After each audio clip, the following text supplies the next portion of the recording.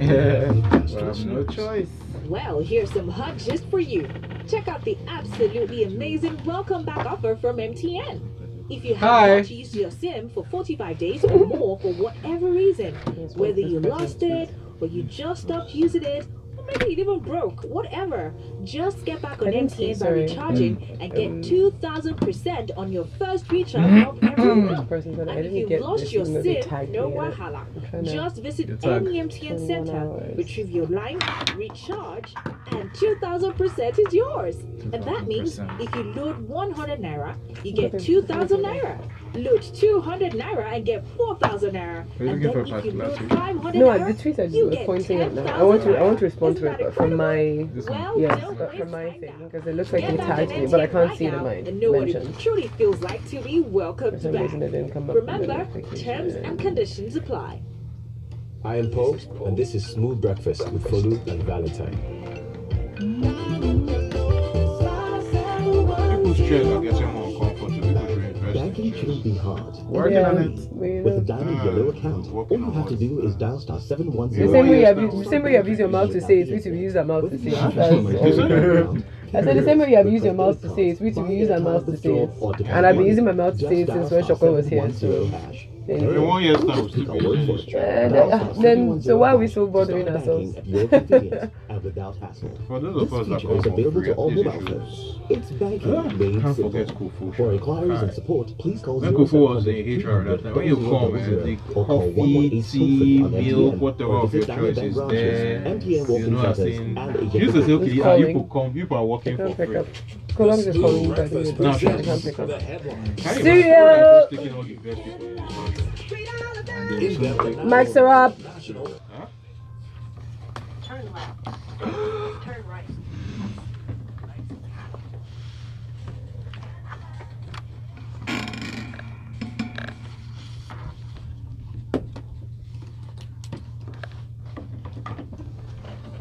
Good morning to you once more, Lagos. You're tuned in and listening to Smooth 98.1. Welcome to Smooth Breakfast, and right now it's 32 minutes gone past 7. Today, Tuesday, the 17th of April. It means it's time to jump into detailed newspaper analysis inside of Freshly Pressed. Joining Valentine and myself in the studio this morning, we've got a fantastic trio of analysts with Adedunmade, very straightforward. And we are about to jump into the stories, but just before we do, remember we're streaming live on our YouTube channel, so go over to youtube.com/smooth981fm Lagos and tweet at us with your comments using the hashtag freshlypressed981, or you can also send comments inside of the live chat of the YouTube video as well. Yes, so we'll very quickly start with the story on The Guardian. Now, police Shiites clash over detained leader in Abuja. Yesterday, we saw the stories on TV, in the press. Everybody was talking about it. Now, remember, Al-Zakzaki was injured and arrested along with his wife back in the 2015 Zaira massacre. So now, yesterday, members of the Islamic Movement of Nigeria, IMN, also known as Shiites, the followers of Al-Zakzaki, now clashed with the police in Abuja. The senior member of the group, one Abdullahi Mohammed Musa, informed Guardian on the phone after the clash that one of the brothers, Rufai Abubakar, was fatally shot by the police, and said that he was in a critical condition. He alleged that more than 90 members of the group were also arrested or were being detained by the police in Abuja, even as they vowed that they would be back on the streets today.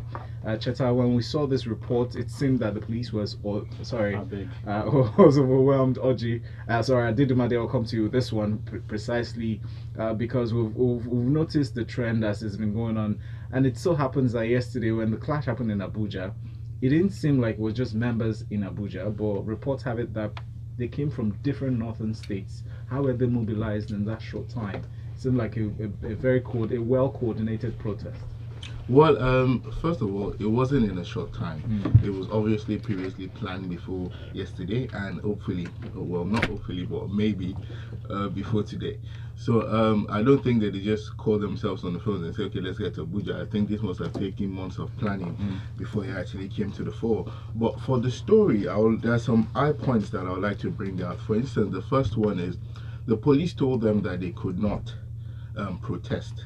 So I will blame what happened yesterday on the police, because they handled the situation very badly. They told them they could not protest, and they were going to file a complaint at the National Human Rights Commission. Yeah. It was while they were there that the police now started to disband them, which now led to the fracas that we all got to watch on TV and also on social media. Yeah, and it's actually very, very bad. So one, the police is at fault. Two, the Shiite movement. Now, why are they out there? They are out there because of El-Zakzaky. Now, El-Zakzaky has been detained for about 2 years and 8 months. That is a constitutional breach of his rights, just like that. And there have been numerous court decisions asking the government to release him, but he has not been released. That just shows that this government, as it stands today, is one of the biggest rights breacher in the country, because they've breached about 3 of this guy's rights: his right to dignity of person, his right to personal liberty, his right to fair hearing. All these have been tossed out the window. So that is the second point. Now the third one is, I think the Nigerian government doesn't learn. We don't learn from our mistakes, we don't learn from our history, and we don't take important lessons going forward. For instance, now it seems the Nigerian government, the marketers have actually advised the federal government to try to make this happen, just to find because as it's said by professionals, it was modeled by the US after the model of US SEC, which is a standalone, and they're giving clear examples. It says they're offering advice to the National Assembly to give it independence like the Central Bank of Nigeria, so they can prevent meddling and interference by any ministry. What's your take? Well, the story, this story, unfortunately looks like it came in with a preconceived agenda. The 3 people that they talked to, only one really talked about independence for SEC. Having said that, independence for SEC is not a bad idea, really. The key thing at this point should be this: Kwazo, before the former Director General of Kwazo was investigated for allegedly awarding contracts linked to him and his wife, and for paying himself a severance package of 104 million naira. I wish I could pay. That overt corruption as shown in the conflict of interest in the Kwazu thing, with his wife getting involved and all of that, will actually do more to dampen investor confidence than intervention to correct poor corporate governance issues. So that's what I have to say on that. Thank you very much, Cheta. We'll very quickly move on to the next story now from ThisDay newspaper. It has this headline: Presidency reports reveals how suspended NEMA staff may have siphoned billions of naira. It seems that we've not heard enough of the misappropriation of funds in Nigeria. Now, officials of the federal government last night revealed details of how over 1 billion naira was misappropriated by 7 staff of the National Emergency Management Agency, NEMA. Those implicated include the former NEMA DG, Mr. Sani Sidi, one Director of Finance and Accounts, Akimbola Hakim Bolahan, and some others that included the zonal accountant as well, that made several. Going into this story, Orji, really, how do these people siphon money at the time and never discovered? And really, this discovery, what influence or what effect would it have on NEMA? It's an interesting country we have. Let me just, for the benefit of our readers, I'll encourage you to go and read this story in full. Just a few. And can I just point out, these are allegations? Yeah, of course. I was going to say that they are mere allegations only, but these are the allegations, okay? One, that's the NEMA DG, for instance. The report is that he made 20 different accounts in various banks. And then, just to make it interesting, considering our country, let me give you some of the names they've mentioned. So you have Akimbola Bolahan, you have Umesi Emenike, and you have Hassan Nuhu. For the 3 major. So unified. Now, just if you need to say one, like Folu said, these are mere allegations for now. But you see, the truth is, this is not, it shouldn't be news. It could simply have been any other agency of federal government. NIMASA, NNPC, NAMA, JAMB, we've heard this several times. The question is, why do we have systems where it is possible for individuals to it's actually so brazen? Some of the accusations are that, okay, there's one who says it's a pilot who has now used the medical helicopter for commercial purposes. That's one of the allegations. So the question is, how is it possible that for us to run a system where for years people, we saw that on JAMB where they say someone will sell the recharge cards and then scratch cards, and then pay it into her personal account. And this is, like I said, it's widespread and cuts across various agencies of federal government. The case of the medical doctor, sorry to cut you short, the case of medical doctor was quite unique though, because he said he remitted some amounts to NEMA. Remitted some amounts to another agency, but some amounts left. The balance really was not. 2020. So my maths is not good. Could easily have been avoided. Right breachers or my brother. I don't really know what that means, but thank you for that, MI from Makoka. Gwengus sends in another message. He says the government left it too late in curtailing the excesses of the Shiite group, a group that has over the years been disrespectful to constituted authority, but only listened to Zakzaki and the Iranian authorities and will pose a threat to a sovereign country like Nigeria. I hope this is addressed before it gets completely out of hand.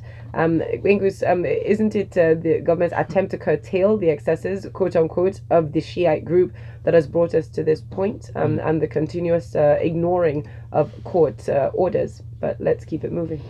The next story is from Punch newspaper. 11.5 billion naira fraud case. Alao-Alaka, others head to the Supreme Court. Now, in this case, the counsel for Agbola, that's a former governor of Oyo State, Alao-Alaka, has filed a appeal before the Supreme Court. 11.5 billion naira fraud case filed against him by EFCC. His co-defendants, Ayola Agbola and Femi Babalola, members of People's Democratic Party in Oyo State, filed similar applications. Now, the counsel for Agbola precisely aligned himself with two applications, saying the interlocutory appeal in the Supreme Court will terminate the proceedings at the High Court. Orji, would you help us dissect this? There's an article I would suggest for people to read, the few who haven't, who are interested in rule of law, in dealing with the problems in the judiciary. That article, I can't remember the name now, something, the Supreme Court of dead or living and dying cases, something like that. Chronicled a number of cases that had been in court for 30 years. So from the High Court up to the Supreme Court. Now, this case is a criminal case involving a former governor, as we've seen, about crimes which allegedly took place between 2007 and 2011. Now, in 2018, we are still dealing with interlocutory appeals to the Supreme Court.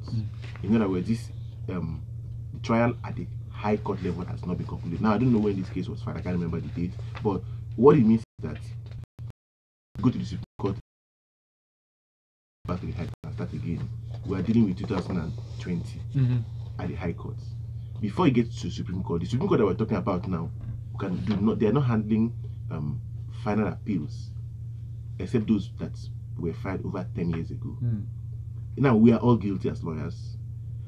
I've seen you do this to do that thing. So. I don't know what you're talking about. We're all guilty. Something needs to be done. Something systematic. It's not just a question, like I said, it's not a question of haphazard measures of one person or the other. There's something that needs to be done about justice system and delivery of justice in Nigeria. It is terrible. There are cases that were filed that started over 30 years ago. The primary actors are long dead, and all they are doing is to substitute the parties involved and continue. So it's deliberate. 20, 30 years. I don't have time. If I get into it, we'll not live here today. But so I beg. All right, let's keep it moving. We've got one quick comment in on our YouTube live chat. Nelson Kidman just simply says, "What a country," and that's definitely the thought that echoes in my brain as I read this next headline from the Punch newspaper. Health workers begin a nationwide strike today. Again, some of you may say, yes, again, we're back here to address some of their requests, including increasing the age of retirement from 60 to 65. I believe the federal government has not taken them seriously, according to them, so they're going back on this strike. But at this point, are strikes effective in Nigeria anymore? Are strikes effective? Yes, they can still be effective, because very sad, because it just means that our government is not very trustworthy. It just means that the moral compass of some of the officers that we have in strategic leadership positions is off radar. Adedunmade, arguably that argument could be applied to all Nigerians. Well, that could be applied to all Nigerians, but we're not talking about all Nigerians today. We're talking about people in official positions who should know better. And all Nigerians. Wrong. Okay, well, all Nigerians. I know that can be done here, because every year, if not thousands, and more are trying to leave.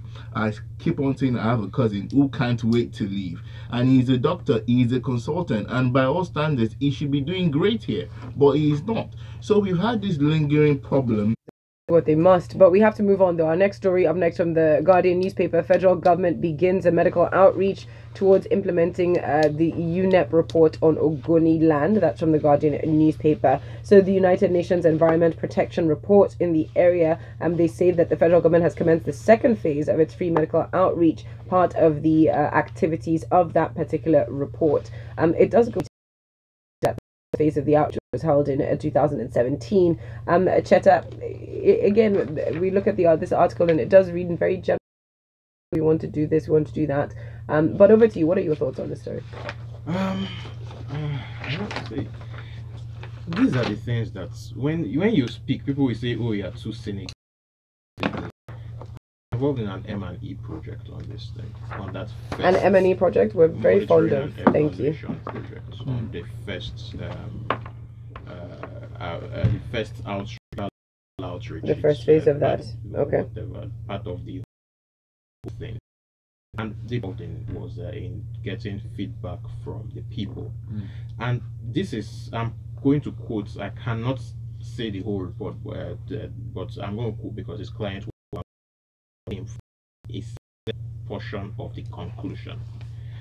Too little was done in the first phase, and people felt that everything moved too slowly.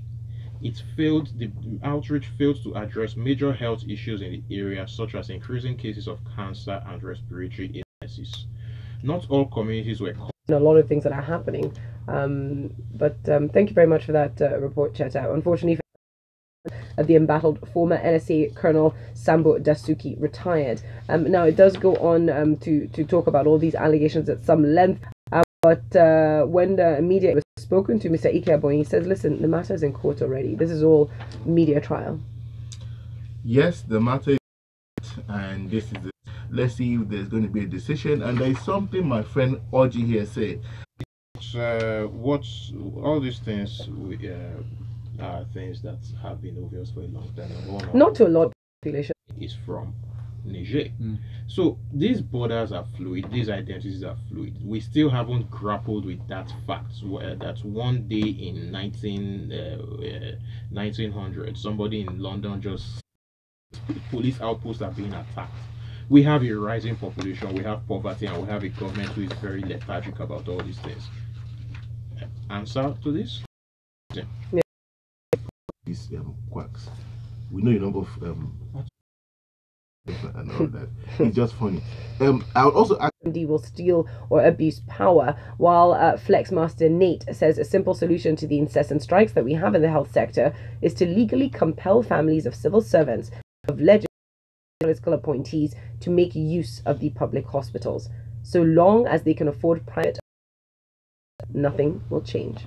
On that note, we are done for this morning. Keep listening though, because at 8:15 it will be time for entertainment inside of the grapevine. The headlines. You were quoting me on X. Spot on. Yes, choose your next words carefully, of course.